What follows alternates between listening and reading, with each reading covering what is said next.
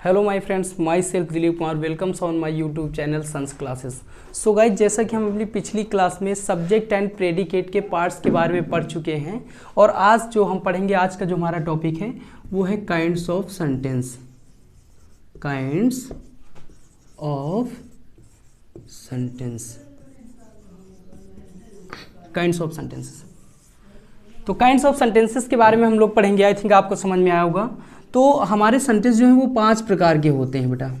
There are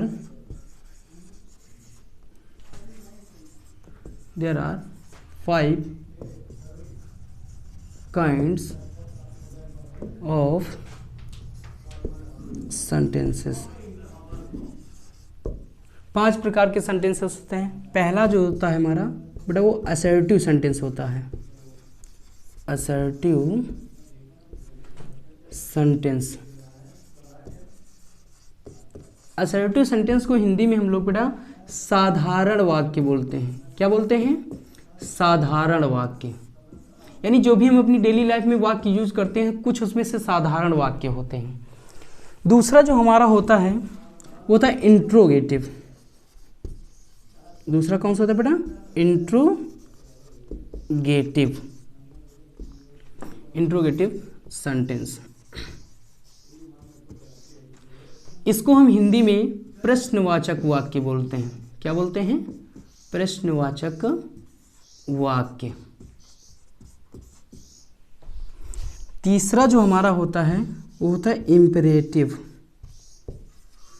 तीसरा कौन सा होता है बेटा? Imperative sentence.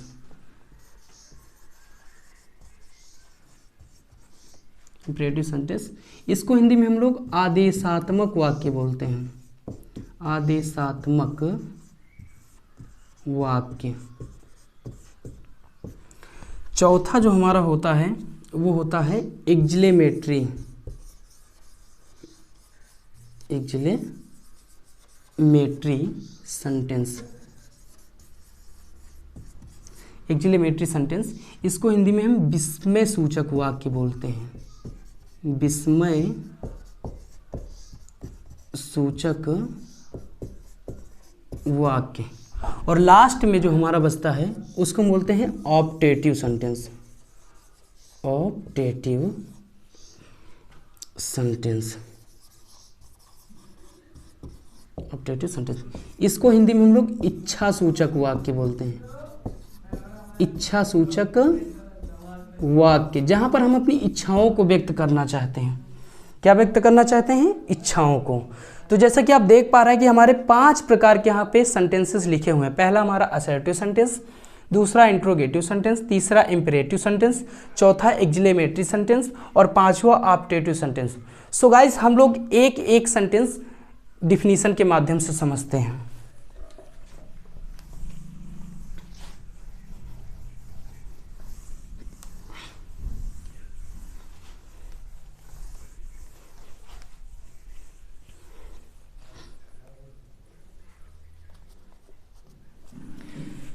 सो पहला, जैसे हमने आपको बताया, पहला हमारा सेंटेंस था असर्टिव सेंटेंस। कौन सा सेंटेंस था? Assertive sentence. Assertive sentence. Assertive sentence को हम ऑलरेडी आपको बता चुके, इसको हम लोग साधारण वाक्य बोलते हैं। कौन सा वाक्य बोलते हैं? साधारण वाक्य। इसकी डिफिनीशन क्या होती है कि a sentence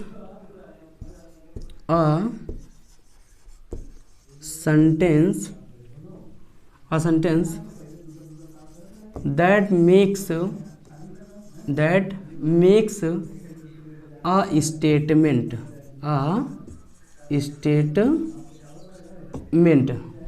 a statement is called assertive sentence. Assertive sentence यानी एक ऐसा वाक्य जो मेक्स यानी बनाता है, एक स्टेटमेंट, एक कथन को व्यक्त करता है, उसे ही हम असर्टिव सेंटेंस कहते हैं, यानी साधारण वाक्य कहते हैं। तो फॉर एग्जांपल, जैसे मैं आपको बता दूं, जैसे एग्जांपल के लिए, मनोहर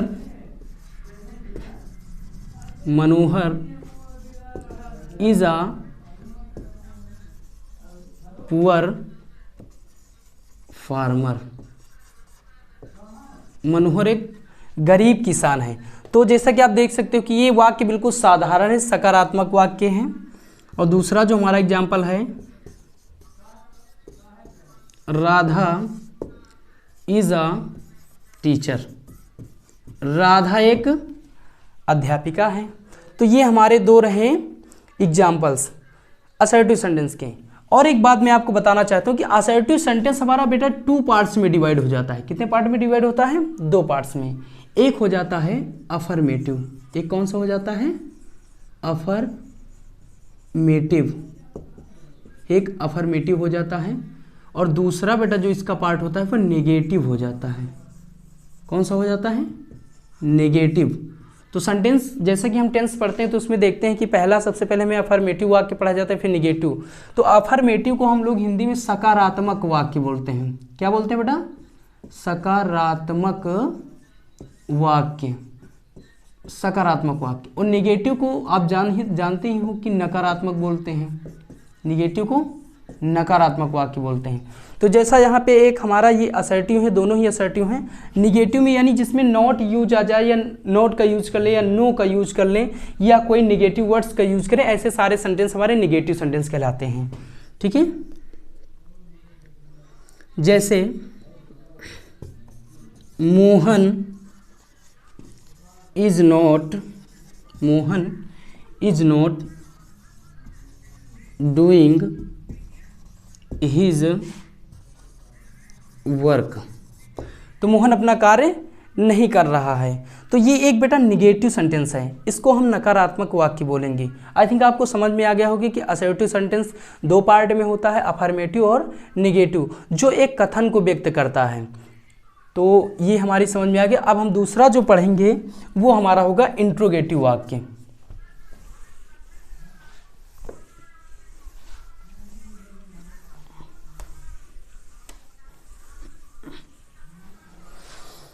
दूसरा जो हमारा वाक्य बेटा वो इंट्रोगेटिव है।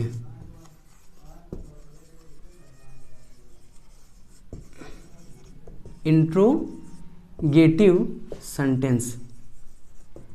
इंट्रोगेटिव सेंटेंस हिंदी में मैंने अभी पहले बताया कि इसको हम प्रश्नवाचक वाक्य बोलते हैं। क्या बोलते हैं बेटा? प्रश्नवाचक वाक्य। प्रश्नवाचक वाक्य। आइए डिफिनीशन देख लेते हैं इसकी। A sentence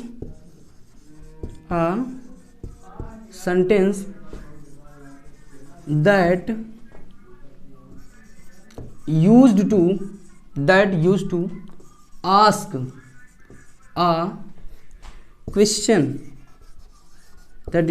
a question, यानी एक ऐसा वाक्य जिसको हम प्रश्न पूछने के लिए यूज में लाते हैं, उसे ही हम इंट्रोगेटिव सेंटेंस बोलते हैं। क्या बोलते हैं बेटा? Interrogative sentence. तो a sentence that use to ask a question is called interrogative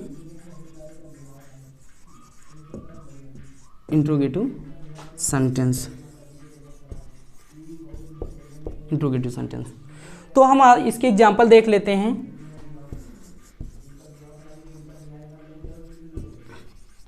यानी वो वाक्य जिनको हम प्रश्न पूछने के लिए यूज करते हैं उसको हम इंट्रोगेटिव सेंटेंस कहते हैं। जैसे कि what is your name, what is your name, यानी आपका नाम क्या है, या where do you live, where do you live, आप कहाँ रहते हैं। दूसरा आर यू अ स्टूडेंट, क्या आप एक विद्यार्थी हैं। डू यू नो मी, क्या तुम मुझे जानते हो। तो जैसा कि आप देख पा रहे हो कि ये हमारे एग्जाम्पल से इसमें चाहे जो भी आप वाक्य पढ़ें किसी न किसी से प्रश्न निकल रहा है। जैसे व्हाट इज योर नेम, यानी आपका क्या नाम है, तो एक प्रश्न पूछा जा रहा है। वेयर डू यू लिव, आप कहाँ रहते हैं, तो प्रश्न पूछा जा रहा है। आर यू अ स्टूडेंट, क्या आप एक विद्यार्थी हैं, प्रश्न पूछा जा रहा है। तो इन चारों सेंटेंसेस से हमें बस एक ही चीज़ निकल के आ रही कि हमसे कोई ना कोई प्रश्न किया जा रहा है। अब बात करते हैं कि इंट्रोगेटिव सेंटेंस 2 टाइप्स के होते हैं। कौन कौन से होते हैं समझ लेते हैं हम।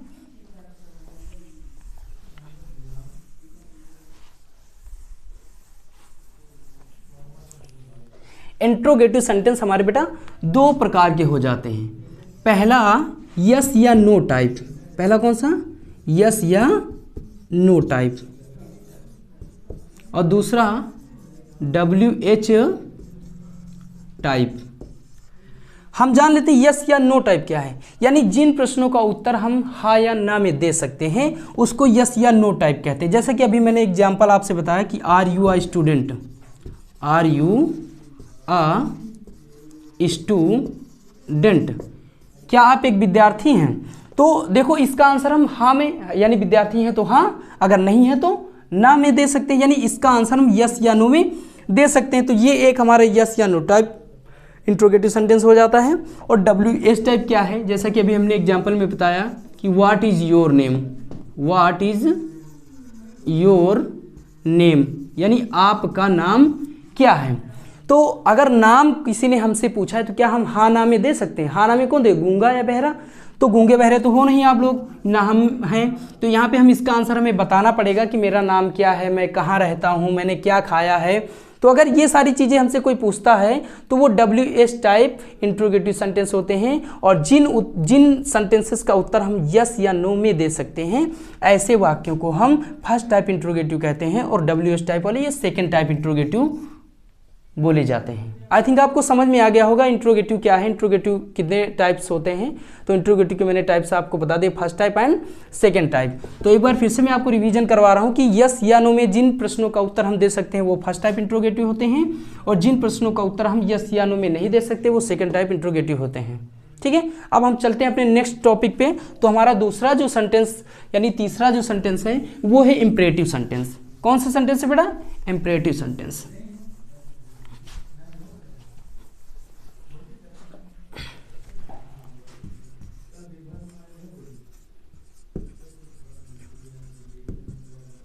Imperative sentence,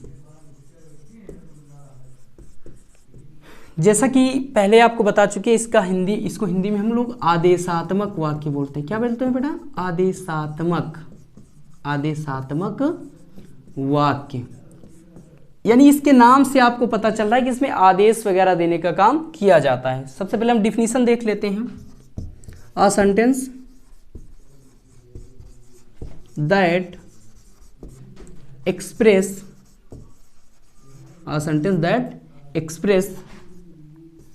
order,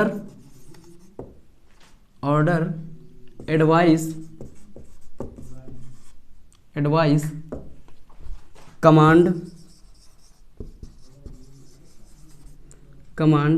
request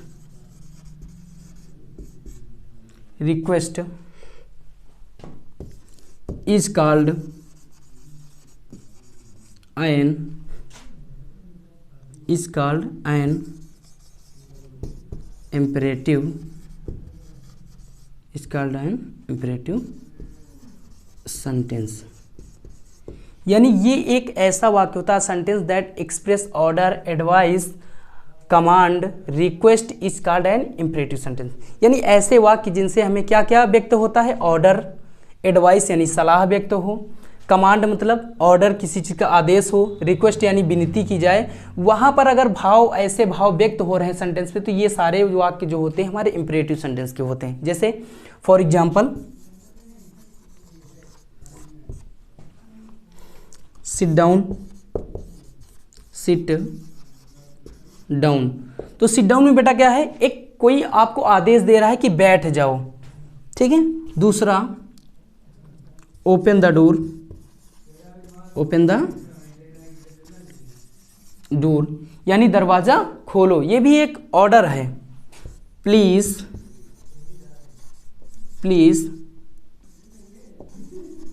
bring a glass of water for me. कृपया मेरे लिए एक गिलास पानी लेके आओ।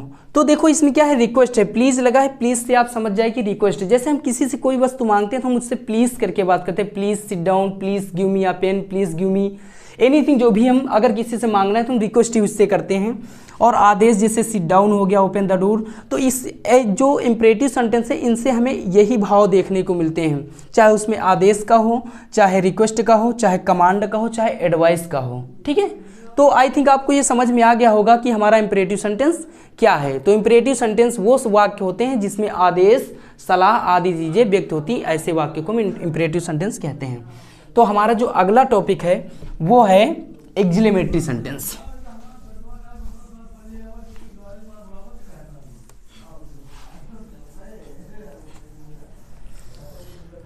एक्सक्लेमेटरी सेंटेंस,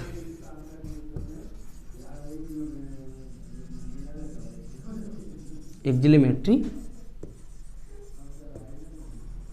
सेंटेंस, इसको हम लोग हिंदी में विस्मय सूचक या वाक्य कहते हैं। विस्मय सूचक वाक्य हिंदी में क्या कहते हैं बेटा, विस्मय सूचक वाक्य, यानी जिसका कोई टाइम ना हो, अचानक से हमें कुछ फील हो, महसूस हो। तो एग्जाम्पल के माध्यम से नहीं, पहले डिफिनीशन हम लोग देख लेते हैं। तो अ सेंटेंस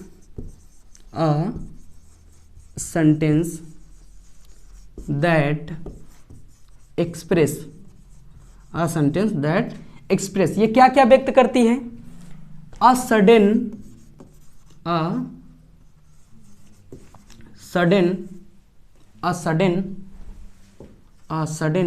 या स्ट्रॉन्ग फीलिंग, अ सडन या स्ट्रॉन्ग फीलिंग, यानी a sentence that express a sudden या स्ट्रॉन्ग फीलिंग, कोई भी अचानक से भाव हमारे अंदर उत्पन्न हो जाए उसको हम कहते हैं is called an exclamatory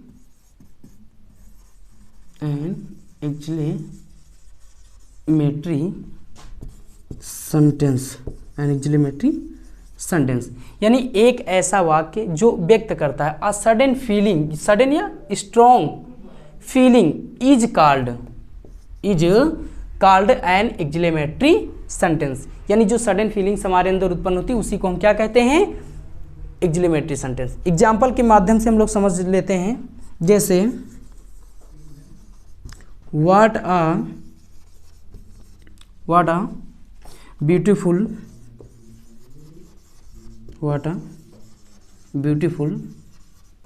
rain is. दोस्तों इसके बाद में हम एक्सक्लेमेशन मार्क भी लगाते हैं, फुल स्टॉप नहीं यूज करते हैं।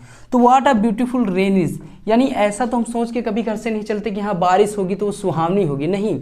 जब बारिश होती है और हम उसमें भीगते हैं तो उससे जो अचानक से हमारे अंदर जो भाव उत्पन्न होती है, जो उसकी जो सुंदरता हम महसूस करते हैं वो अचानक से होती है, इसीलिए हम इसको सडन फीलिंग्स कहते हैं। सडन फीलिंग्स, जो सडन अचानक से कुछ उत्पन्न हो जाए, इसको हम एक्सक्लेमेटरी सेंटेंस कहते हैं। चलिए हम दूसरा देख लेते हैं एग्जाम्पल, जैसे कि व्हाट एन आइडिया।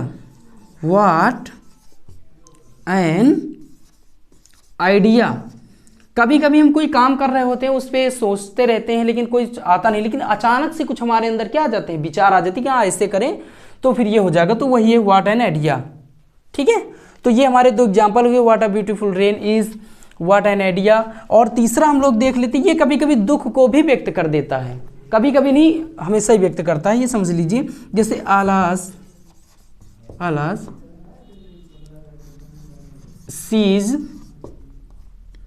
डेड,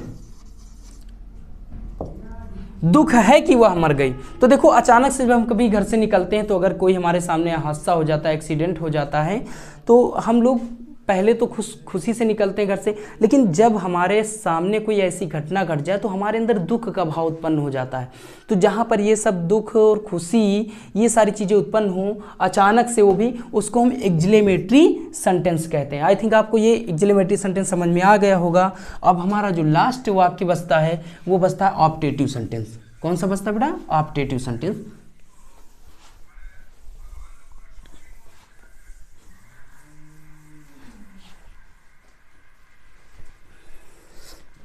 चलिए देखते हैं optative optative sentence. Optative sentence को हम लोग हिंदी में इच्छा सूचक वाक्य कहते हैं। अच्छा, इच्छा सूचक से ही आपको पता चल रहा होगा कि हम लोगों की इच्छाएं तो बहुत होती हैं, तो उसी इच्छा सूचक वाक्य को हम ऑप्टेटिव सेंटेंस कहते हैं। जैसे कि डिफिनीशन पहले देख लेते हैं हम लोग। An optative sentence, an optative sentence that express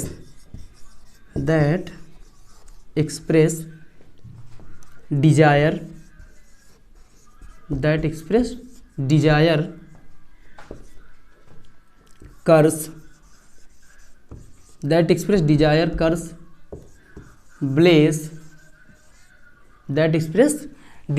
curse, bliss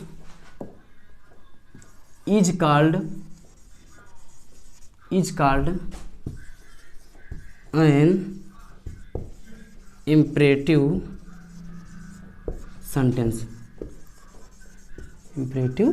sentence। यानी वह वाक्य जो व्यक्त करता है इच्छाओं को, श्राप को, आशीर्वाद को, इसी को हम ऑप्टेटिव सेंटेंस कहते हैं। क्या बोलते हैं? Optative sentence.